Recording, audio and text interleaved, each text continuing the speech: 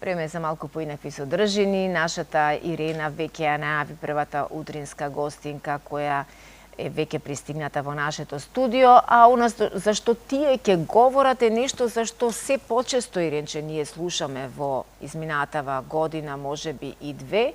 Македонската стартап заедница е нешто на што на вистина е потребна и нашата медиумска поддршка. Огромен поздрав и добре дојде за Ана Секуловска, програмски директор во стартап клубот Скопје. Верувам дека ја почнавте годината доста успешно и онака како што можеби планиравте да започне, така нели, Ана? Апсолутно. Добро утро до сите вас и благодарам многу за гостопримството. Така. Повелете, јас со задоволство ќе ве слушам. Како што ти кажав, Сузе, Ана е од рано наутро овде кај нас и ете така малку ја прошетавме низ телевизијата и навистина многу ја бендиса, да кажам, телевизиската работа, бидејќи во склоп на стартап клубот Скопје исто така прават и подкасти. За сето ова ќе зборуваме, а знаеш дека ние како телевизија младите секогаш ги поддржуваме, сме на нивна страна. Апсолутно, повелете.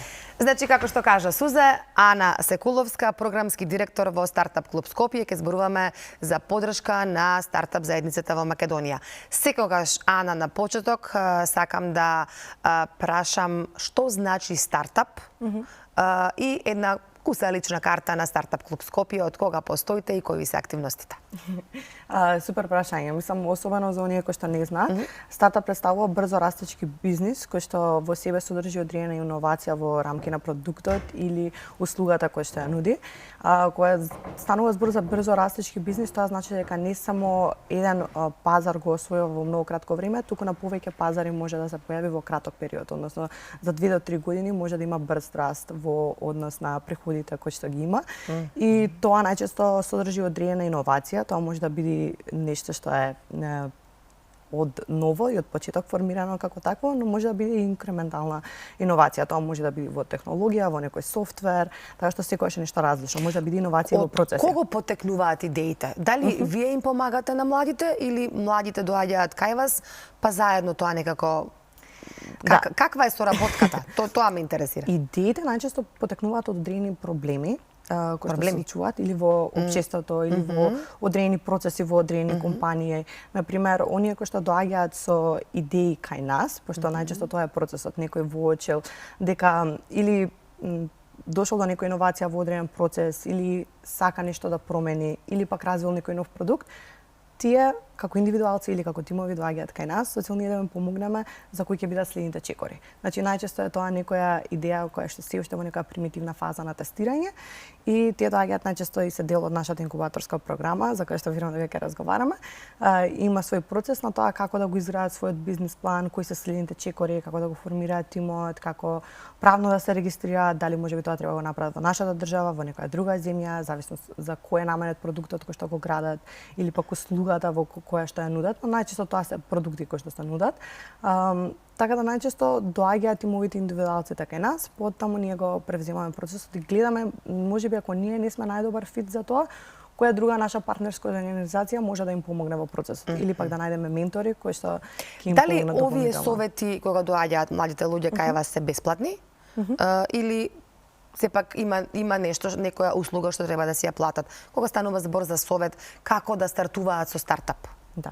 Моментално овие услуги се бесплатни, инкубаторската програма е исто така бесплатна, со цел да помогнеме во однос на свесноста, да понудиме што повеќе ресурси, но тоа ние што го работиме во позадина е поддржано од корпоративни партнери кои што го возможуваат ние тоа да го правиме за заедницата. Ете така. Сега ја спомена веќе неколку пати инкубаторска програма, и вие сте ја крстивте Имам идеја 3. Ова е програма за нови стартапи. Прво сакам да објасниме за која возрастна група е. Значи, зборуваме за млади луѓе, дали тие треба да се на факултет, дали треба да имаат завршена факултет.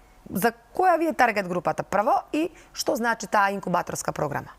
Да, прво како објаснување, значи инкубаторска програма, таа исто која се мисли на процес на инкубација, тоа значи дека ние работиме со бизниси, како што кажав, кои што се во најрана фаза. Значи се уште со некоја идеја, можеби изградено некое демо и им помагаме да го изградат минималниот продукт кој што они може да го тестираат на крај на пазарот. Таа трае 3 месеци. Сега во однос на возрастната група и нашиот таргет, ние немаме ограничување во однос на возраста. Зошто? Бидејќи некогаш има луѓе кои што се повозрастни, бидејќи поминале неколку работни позиции, имаат искуство во индустријата, па тогаш дошле до таа идеја врз основа на нивното претходно искуство. Некогаш се млади кои што ја развиле таа идеја во рамки на некој проект кој што е на факултет или биле дел од некој надпревар, учествувале на некој настан, така да секогаш е различно, немаме ограничување во тој поглед. Она што ни е важно е потенцијалот на тимот, значи колку тие сака да се вложат во развојот на таа идеја, кој е нивниот профил, понатаму потенцијалот на самата идеја, дали стварно е решение кој што може да биде скалабилно или може поинаку да се реши, така да тие се нештата кои што гледаме иницијално. Ана, одат во моментот еве и фотографии кои што ни ги испрати ти, ова се од активностите на Стартап клуб Скопје.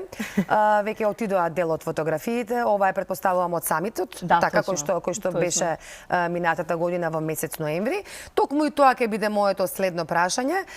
Веќе сте во подготовки на новото, на второто поред издание Startup Revolution AI Summit 2026. Имате отприлика датум кога ќе биде, бидејќи овој беше, еве, ова се фотографии од минатиот саем. Можеш да кажеш прво искуства, па да се надоврземе на ова што ќе следи оваа година. Да, супер, фотографиите кои што ги гледавме се од главната сцена, ова е стартап сцената. Имавме 2 сцени, значи самитот се одржа од 27 до 30 ноември во 2025, а следната година датумите кои што моментално ги имаме одредени се од 1 до 4 октомври. Во 2026. Повторно ќе го задржиме истиот формат со мали измени во однос на агендата и гостите кои што сакаме да дојдат. Овој пат ќе бидат малку и повеќе технички насочени, со повеќе луѓе кои што исто така ќе доаѓаат од странство исто во насока на вештачка интелигенција.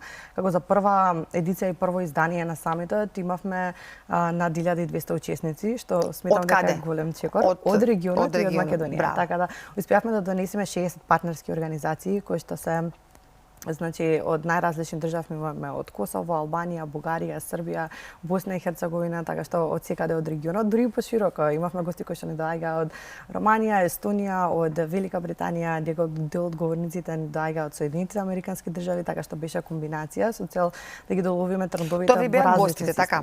Да. А кои беа учесниците? Кој можеше да учествува на самитот? Да. Како учесници на самитот, пред се беа млади кои што имаат интерес за делот на вештачка интелигенција и развој на свој бизнис. Голем дел беа основачи на компании кои што веќе се интересираат на трендовите во вештачка интелигенција. Потоа беа бизнисите и корпорациите кои што можеби се интересираат во продуктите кои што ги развиваат овие брзо растечки бизниси кои што се нови моментално на пазарот. Имаше доста ентузијасти за вештачка интелигенција, така што беше месавина, и голем дел исто така беа тимови од организации како нашата кои што сакаат да видат што се случува во другите заедници на регионот и инвеститори кои што се заинтересирани да инвестираат во компаниите тука во нашата држава и во регионот. Овој самит ме интересира името, значи вештачка интелигенција. Ќе се зборува за тоа, ќе се зборува за тоа колку е корисна вештачката интелигенција или како да се имплементира вештачката интелигенција во новите стартапи. Да. Во новите бизниси, да кажеме, нели? Точно. Значи, во најголем дел ги офаќаме трендовите на вештачката интелигенција, кои што се актуелни моментално и кои што се интересираат на оние бизниси кои што веќе работат со вештачка интелигенција. И оние кои што се моментално можеби во зачетокот, како најлесно да го имплементираат и кои се новите технологии кои што треба да ги следат. Така да од тие аспекти, но ние ја разгледуваме вештачка интелигенција во контекстот на бизнисот и како им помага внатрешно да растат и како да ги користат тие технологии и можеби да ги водат исто така. Спомнуваш бизнис. Ме интересира, што конкретно се подразбира под бизнис? Дали некој може да си направи стартап, да кажеме, ако сака да отвори занечиски дуќан? Дали и тоа влегува спаѓа во тоа, бидејќи некако оние стари занаети ни изумираат за жал. Дали некој ако сака да отвори козметичко студио, можеби да нешто модно студио, модно ателје, дали тоа спаѓа или ова се сосема други бизниси? Да, во контекстот на тоа ние што го работиме, тие се сметаат за традиционални бизниси. Така што тоа е традиционален. Значи вие работите само современиве модерни бизниси. Имате некоја идеја малку да се проширите и на таа страна или засега се останува на? Засега остануваме во овој простор, во тоа што го работиме, бидејќи тука гледаме повеќе потенцијал и гледаме како може најмногу ние да помогнеме во тој дел. Но ние исто така нудиме и поддршка на оние кои што можеби имаат традиционални бизниси од тој аспект, бидејќи еве кога ги имавме се вика Welcome Drinks, првиот дел кој што не беше од самитот, ние имавме покането во соработка со Унијата на млади предприемачи, имавме викнато некои бизниси кои што беа во делот на козметика, исто така имаше, значи, доста изработки, слично, чисто да се представат. Иноватори на органска козметика, така, на природна козметика. Дадовме шанса и тие чисто да се представат пред гостите кои што доаѓаат. Така што од тој аспект нудиме некоја видливост. Исто организираме чисто настани кои што можат да им помогнат на тие традиционални бизниси. Од аспект на како можеби понатаму да се развираат, доколку сакаат да се шират и на национално ниво, колку се само локално застапени. Но тоа се зависи од која е целта на самиот бизнис, како сака да се шири и како основачот и предприемачот го гледа тоа понатаму. Значи, вака се, ако убаво разбрав, немате таргет група, треба да се млади луѓето, така? Да се завршени со факултет? Така? Не гледаме во однос на формалното образование. Мора ли да имаат факултетско образование? Немаме критериуми во тој аспект. Значи треба да бидат млади кои што сакаат да се имаат бизниси тие, значи и сакаат понатаму да се посветат да ја развијат истото. Значи не е важно дали има факултетско образование или не. Што правиме со руралните средини? Младите од руралните средини, дали сте сконцентрирани само на градовите, Скопје и поголемите градови, или би ги опфаќале еве вака и млади кои што сакаат да си почнат свој стартап или свој бизнис стартап сега поново во руралните средини? Моментално нашето поле на работа, бидејќи сме лоцирани во Скопје, најголемиот фокус ни е на оние млади кои што можеме да ги опфатиме тука територијално. Но гледаме, имаме партнерски организации од други градови со кои што работиме и организираме настани во други градови. Јас баш утре сум конкретно во Битола и имам настан со Сојузот на жени предприемачи од Битола. Така да помагаме и во други градови, но во обемот на тоа ние што го работиме и тоа што е наша експертиза.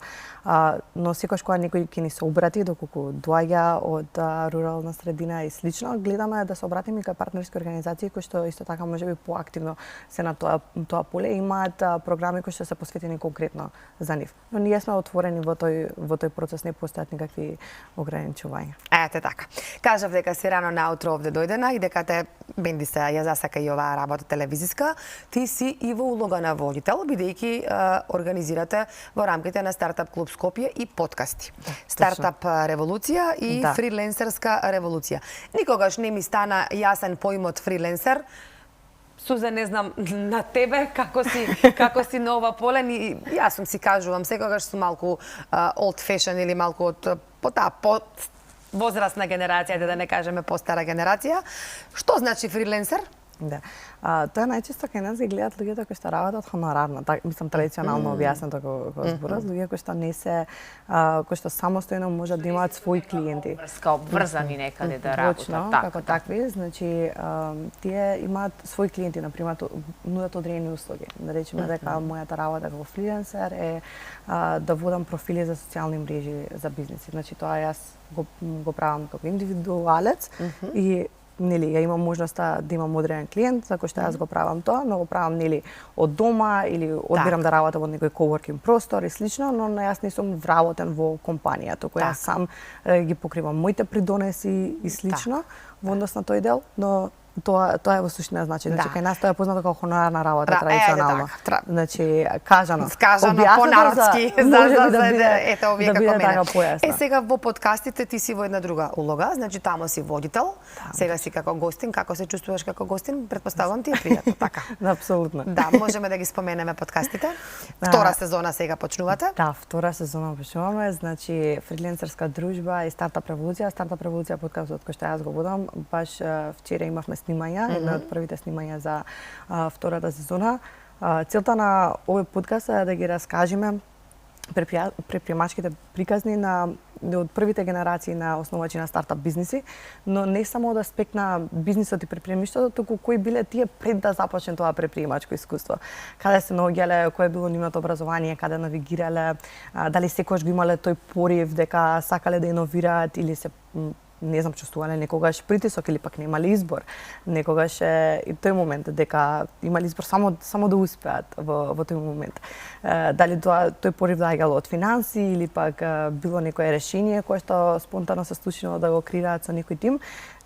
Постои некоја убавина во тоа да го евидентираме и архивираме творењето и постоењето на такви луѓе во општеството, за да биде инспирација со оние кои што веќе почнуваат. Бидејќи како што кажав во инкубаторската програма имаме луѓе кои што се навистина на почетокот во тоа што го градат и интересно да ја слушнат приказата на некој кој што стигнал до одреден успех, добил инвестиција, веќе продуктот се развива сега на други пазари и тие од своја кожа, на тоа што го почувствувале на своја кожа го раскажуваат низ тој разговор кој што кој што го имаме.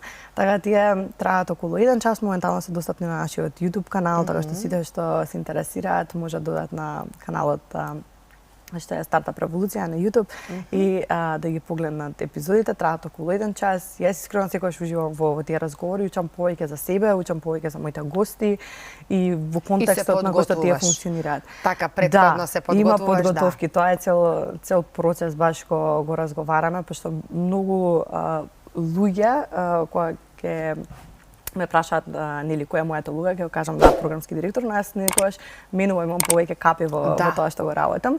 И тие multitasking си. Да. И секогаш имаме припреми со говорниците, секогаш имаме еден разговор пред самото снимање кој што ни е запознавање, не само во контекст на тоа што ќе го разговараме, но чисто да се почувствува енергијата, како јас разговарам со нив, кој е нивниот однос, кои се теми за кои што можеби јас ќе почувствувам дека сакаат повеќе да кажат, не биле прашани претходно или пак било отворена некоја тема во јавноста, но не било разјаснето што се случува понатаму.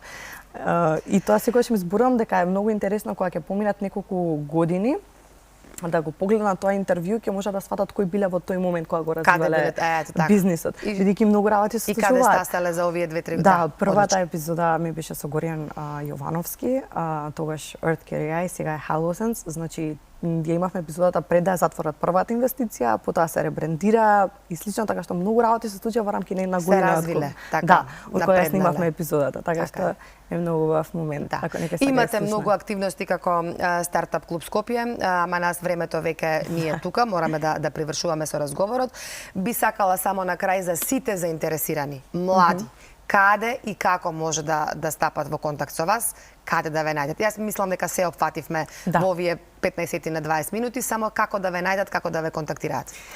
Мислам дека најлесно може да ме контактираат на социјалните мрежи. Гледаме да сме присутни на секој канал, значи од TikTok до Instagram, до Facebook, до YouTube. Сите мрежи што ги користат младите. Има секаде. Тоа е многу карактеристично, многу како организација вложуваме во содржините кои што ги креираме во позадина, така што дефинитивно може да не пишат на нашите профили, секогаш гледаме да одговориме на секоја порака, да помогнеме, да се состанеме.